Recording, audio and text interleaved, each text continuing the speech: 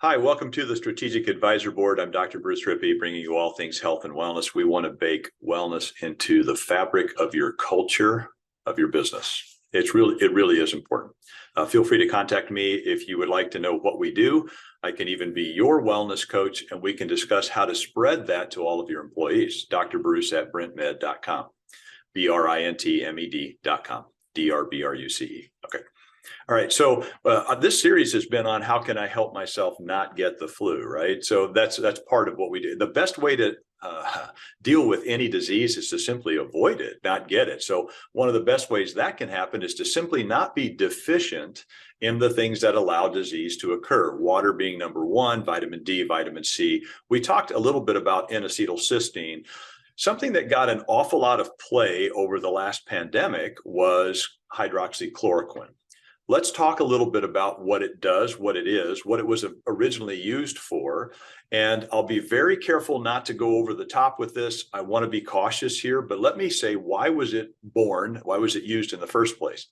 Hydroxychloroquine does a very interesting thing. If there is zinc, free zinc in the body, which I do tell people to take zinc too, if you're going to take quercetin or hydroxychloroquine, they're cousins.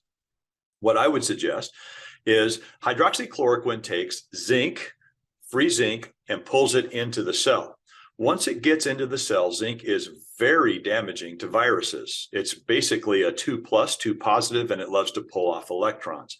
Interestingly enough, it doesn't damage the organelles in our cells, but something that doesn't belong gets attracted to it, or it gets attracted to one way or the other. They pull together. And all of a sudden, stuff starts getting pulled off, and that virus doesn't work anymore. And you've seen it in Zicam. You've seen it in some of these things where we just power it, overload the body with zinc.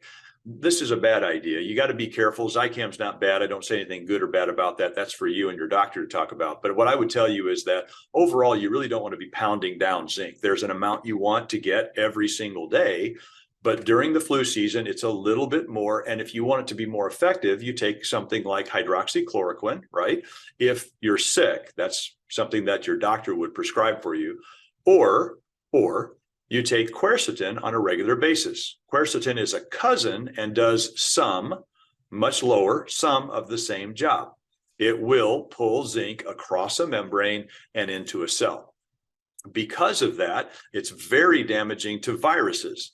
Now, the best thing you can get is to not be overly exposed to viruses in the first place, which means you're keeping clean, you're washing your hands, you're not inoculating yourself by touching your eyes with hands that have been touching viruses. That does not mean to sanitize. And I'm going to talk about washing hands and sanitization on the next video, because I think it's really important that we know what we're doing there. But I also want you to know whatever you're comfortable with, do that. So here's my big batch of stuff that I would tell everyone. If you want to really protect yourself from viruses and you want to do it through diet, there's also exercise, good thoughts, and good sleep. But let's talk about this. Water, number one, increase it. Vitamin D, vitamin C, N-acetylcysteine, quercetin, and zinc. Just a little bit of zinc goes a long ways, but you can find these ways to consume zinc in your diet. Now, if you're taking the appropriate nutrition in, the odds are you've got plenty of zinc. However, mineralization, let me say it better, demineralization of our food is a very real thing. Nothing is like it used to be 150 years ago. It's not dirty enough, if you want to call that. It doesn't have enough soil on it. It's been asked to do things that plants aren't supposed to do. And you know it, and I know it. So we do need to supplement these things. A good multivitamin generally will have enough zinc for you to pull across a membrane. If you want to protect yourself from viruses, quercetin will help your body do that. All right. I'll talk to you more about washing your hands and sanitization and what my suggestions really are for that on the next video. In the meantime, be an example of what's possible.